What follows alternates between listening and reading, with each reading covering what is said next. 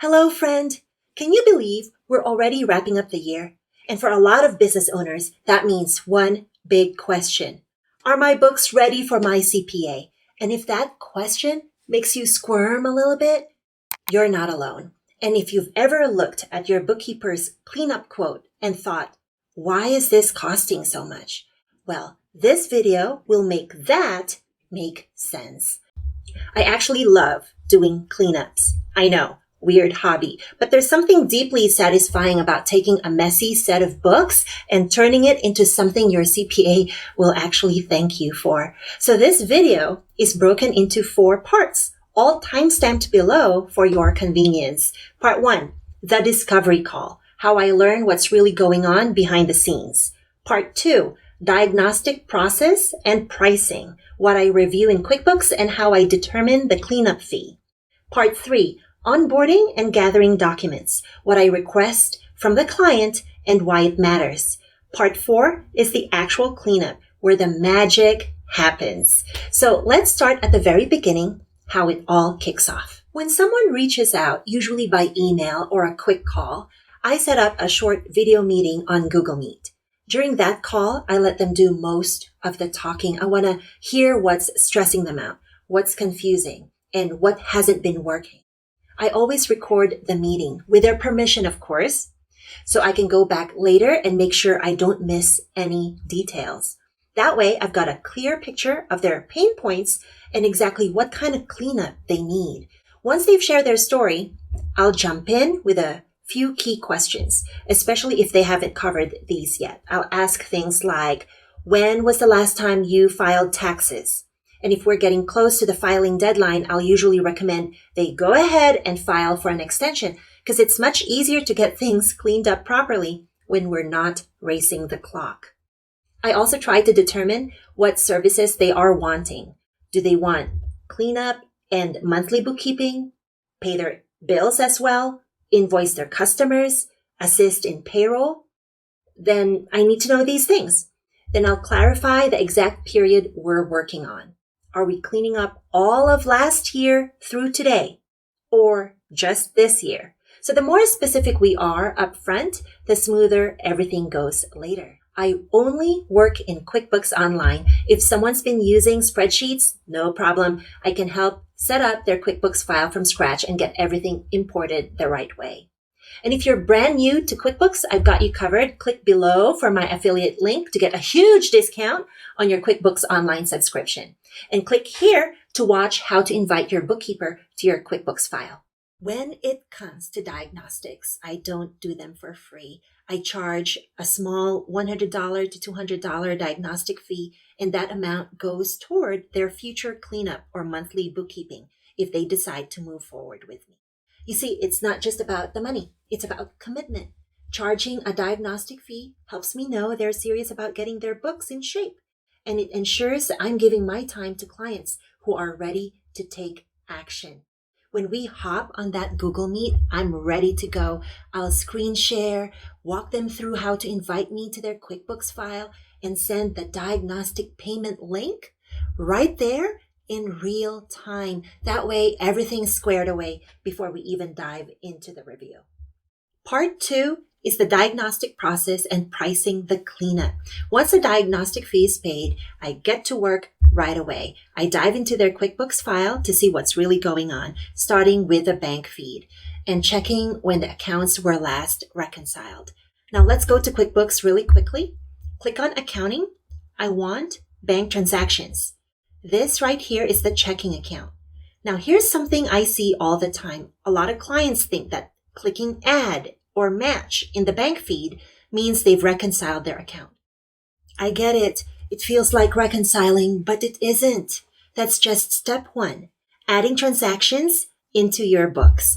Reconciling means comparing every transaction in QuickBooks against your actual bank statement, line by line, to make sure nothing's missing or duplicated. It's your way of confirming that what's in QuickBooks matches real life. So to do this in QuickBooks Online, go to the left-hand menu, and we're there already. And we want to click on Reconcile. Select your bank or credit card account. And here is where I see when the bank is last reconciled. Right here, do you see the date? And then to start reconciling, you enter the ending balance and the date straight from your bank statement. QuickBooks will walk you through checking off each transaction until your difference shows $0. That's when you know your books are truly balanced. Next, I take a look at what's going on with their credit card activity. This is another spot where I see the same mistake over and over. Clients often record credit card payments twice.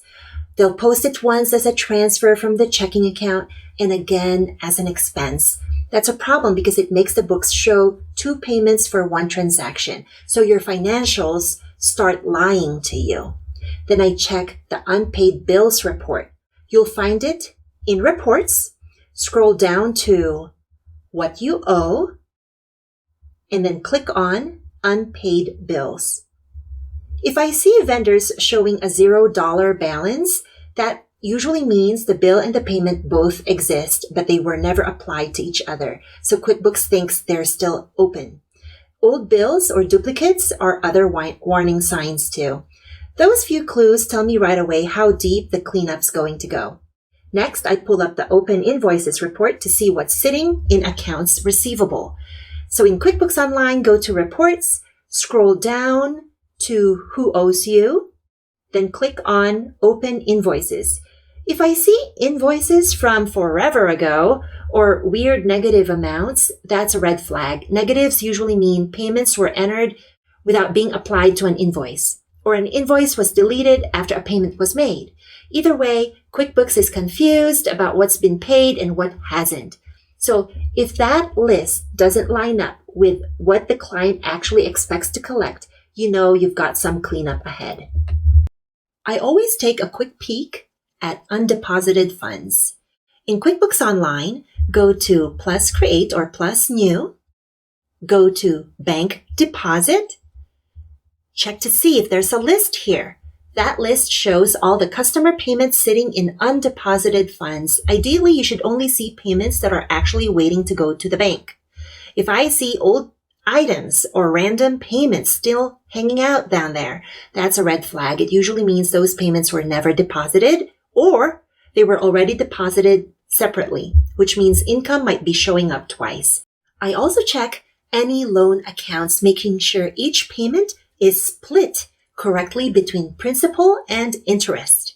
My friend, the principal portion belongs on the balance sheet because it reduces the loan balance, while the interest portion belongs on the income statement as an expense. If the whole payment was coded to an expense account, your liabilities and net income will both be off. Consider yourself warned. That kind of shortcut creates more work later. While I'm there, I also take a quick look at payroll liabilities and taxes payable to make sure nothing's sitting unpaid or doubled up from a prior period. Those small leftovers can throw off the balance sheet fast. I also review fixed assets to make sure everything on the books has matching depreciation accounts. If something is sitting in fixed assets without depreciation accounts, or if a small purchase was capitalized by mistake, it's a sign we need to clean that up before sending reports to the CPA. Next, I check transaction volume to gauge how much work there really is each month. So I'll review about 3 months of the bank and credit card ledgers, add up the total number of transactions, and then divide by 3 to get an average monthly volume. That number helps me price ongoing bookkeeping. I typically charge somewhere between $2.50 and $3.50 per transaction, depending on the complexity. But transaction count isn't everything. I also look at how many bank and credit card accounts there are, whether I'll be handling accounts payable or receivable, if there are loans to track, and whether I'll be assisting with payroll. All those factors help me determine the right scope and rate for monthly service once the cleanup's done. Now, let's say after my diagnostic review, I decide to charge this client $300 per month for ongoing monthly bookkeeping, and I need to clean up 12 months of past books. Here's my math. 12 months times $300 is $3,600, right? Cut that in half, and that's $1,800 for 12 months of cleanup. Now, if you're a business owner thinking, well, why don't I just skip monthly bookkeeping and do a yearly cleanup? That's not the right question, my friend. A better question is, how much did waiting until year end actually cost you? Without monthly books, you lose tax planning opportunities, the ability to make smart financial decisions in real time, and the chance to catch fraud or errors early. You also sacrifice peace of mind because you're operating blind until that cleanup is done. Sure, the cleanup fee might look cheaper, but the hidden costs are often far greater, sometimes thousands lost in missed strategies or overpaid taxes. The real value of monthly bookkeeping is clarity, having accurate, timely financial information at your fingertips so you can make better decisions all year long. And that's why I offer a cleanup discount when a client signs up for ongoing monthly bookkeeping. It's my way of rewarding consistency and helping you start the new year strong with clean books and up-to-date financials every single month. Okay, going back to the diagnostic process, I then check for uncategorized income, uncategorized expenses, miscellaneous. Boy, do I hate those categories. I know hate is a strong word, but come on, they make your financials look like a mystery novel. So the goal is to make your income statement clear and understandable. No guessing.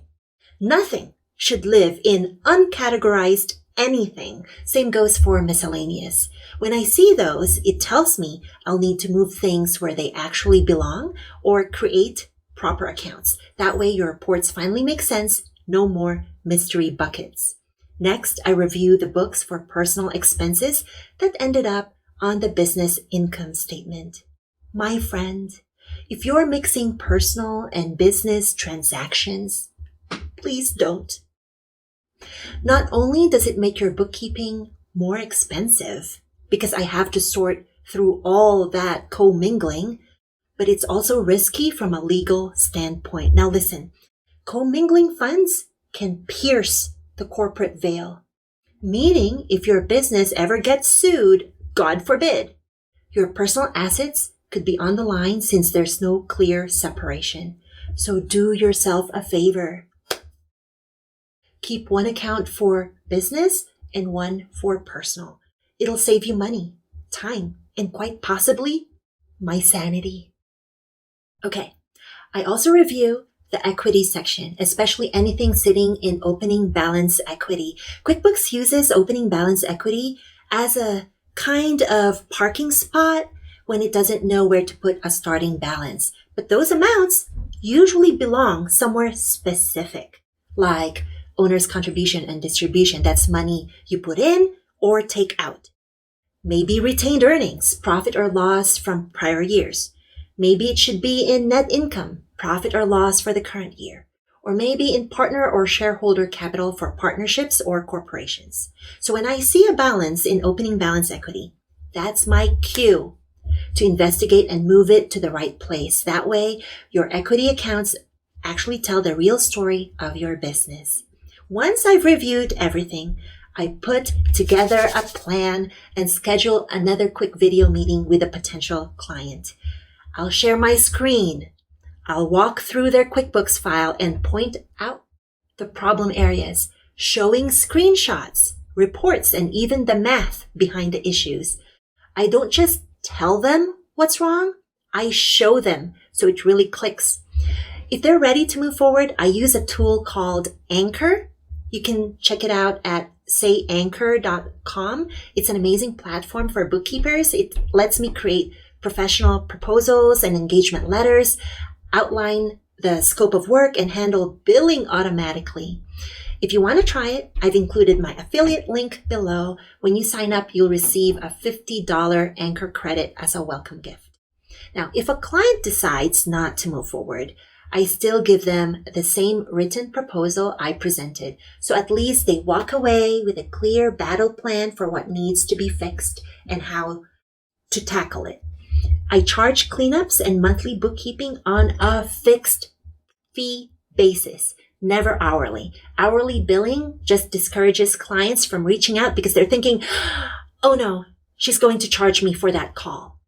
Okay, so that's why I always start with a diagnostic review to see how big the cleanup really is and price it fairly. And one more thing, every proposal I send has an expiration date because pricing is based on what I see today, not 6 months from now when the file might look very different. Hooray! My new client just paid at least 50% of the cleanup fee, and I'm ready to roll up my sleeves and get started. Time out. Before we move on, if we haven't met yet, I'm Catherine Silverio, owner of Silver Bullet Bookkeeping. I help business owners and nonprofits clean up, catch up, and stay confident in QuickBooks Online. If your books are feeling a little chaotic or a lot chaotic, I can help. You can call, text, or email me to set up a free discovery call. I'd love to hear about your business or nonprofit and help you finish the year strong. Okay, back to our regular programming. Once the cleanups are go, here's part 3, onboarding and gathering documents. I request a few key things to get started. View only access to their bank and credit card accounts, if that's possible. If not, copies of all recent bank statements. They can easily upload everything to a shared Google Drive folder. Loan statements. I'll need to confirm balances and separate the principal from the interest if needed. A list of fixed assets. Now here's the thing. There's no hard rule for what counts as a fixed asset. The IRS safe harbor is $2,500 per item or $5,000 for companies with audited financials. But smaller businesses often set their own internal threshold for fixed assets, maybe $800 or $1,000 depending on their size. The key is to be consistent with whatever rule you choose. And if there's no depreciation schedule yet, that's okay. I'll create one so everything ties together properly. I'll also ask for the prior year tax return to verify beginning balances. For example, it's 2025 now. Let's say I'm cleaning up the client's 2024 books. If the last tax return they filed was for 2023, then the beginning balances for 2024 need to match the 2023 tax return balance sheet, specifically Schedule L. All right? So that's how I make sure the new year starts off clean and ties back to what was already filed with the IRS. At this point, I let clients know that during the cleanup process, we'll have regular check-in calls or video meetings. That helps keep everyone accountable and gives us a chance to review progress together. It's also the perfect time for feedback. During these check-in calls, if something looks off, we can catch it early and fix it right away instead of discovering it weeks later. These quick check-ins keep the project moving smoothly and the books accurate from start to finish. Here's the last section of my video, part 4, the actual cleanup. My friend, before I touch a single transaction, no editing, no adding, no voiding anything, I back up the client's file. I start by running the general ledger 1 year at a time for each year included in the cleanup period. Then I pull the balance sheet and income statement for the last year they filed taxes. Now, here's a pro tip to all bookkeepers out there. Run all of these reports in both cash and accrual basis. That way, if anything shifts later, you've got a solid snapshot of exactly how the books looked before cleanup. Finally, I download everything and save these reports in a dedicated backup folder on my computer, clearly labeled and dated. Trust me, you'll thank yourself later if you ever need to retrace your steps. Next, I compare the balance sheet from QuickBooks to the Schedule L on the client's most recent tax return. If there are any discrepancies, I create a journal entry to bring everything into alignment. That step alone can be a major project, but it's what ensures the books truly tie back to what was filed with the IRS. Then there's petty cash. If you can't locate it or verify what's in there, it's not petty anymore. It's a problem. Okay? In that case, clear it to the proper expense account so your balance sheet isn't pretending there's mystery cash floating around. Next, I dive into the chart of accounts. This is where I fix duplicate accounts, merge where it makes sense, and make unused accounts inactive so the list stays clean and easy to navigate. I also assign account numbers for better organization. It helps reports flow in logical order. If there are parent accounts, I make sure there aren't any transactions sitting in them. All activity should live in the sub-accounts, not the parent. Pro tip again, I type all parent accounts in all caps. It makes them stand out instantly in reports and keeps everything visually organized. Then I create new accounts as needed and rename others for clarity. For example, instead of a vague income account called services, I might rename it consulting so it's clear what that income really is. Next, I go through the vendors and customers lists. I start by merging any duplicate names and cleaning up anything outdated. Then, I download the lists and build my own Excel spreadsheet. I add a column for notes and do a bit of detective work, checking how my client usually codes or categorizes each vendor and customer. I look at past transactions and even peek at their rules list if they have one to spot patterns. This little system saves so much time later because when I see those names again, I already know how to code them. And if I still have a few unknowns, that becomes part of my question list for the next check-in with a client. Now I'm ready to start the actual cleanup, and I always tackle it 1 month at a time for each bank account and for each credit card. I begin by adding or matching transactions, then move right into reconciling the first month. If the bank statement balance and the QuickBooks balance don't match, I check the beginning and ending balances first. And if that still doesn't solve it, worst case scenario, I uncheck everything and go line by line, matching each transaction manually. It's tedious, but it works, I promise. It works. And for anything left unchecked, I ask myself, is it a duplicate expense or a duplicate deposit?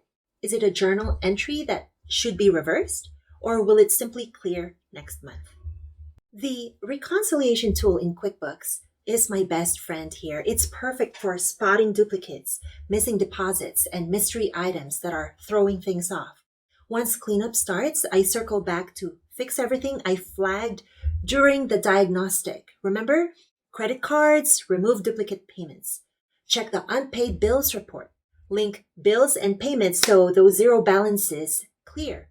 Check the open invoices report. Apply payments properly. Write off anything truly uncollectible as bad debt. Check undeposited funds. Clean out old payments sitting there to prevent doubled income. Check loans. Split payments between principal and interest if needed. Payroll liabilities. Make sure nothing's doubled or unpaid from past periods. Fixed assets. Confirm each asset has a depreciation schedule. So remember that question from the beginning? Why is my bookkeeper charging so much? Well, now you know. A good bookkeeper isn't just a glorified data entry person. We're financial detectives, problem solvers, and bridge builders between your books and your CPA. We don't just push numbers around. We trace them, verify them, reconcile them, and make sure they tell the truth.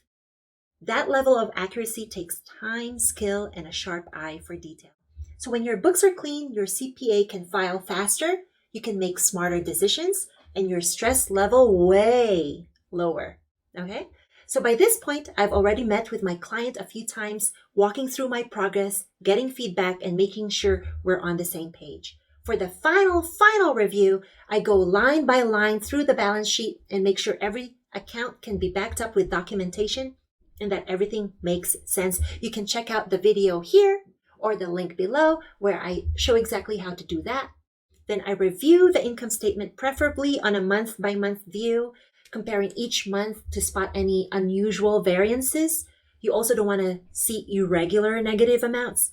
There's a video here or a link below where I show you how to do that in QuickBooks. Finally, I remind my client that nothing is set in stone.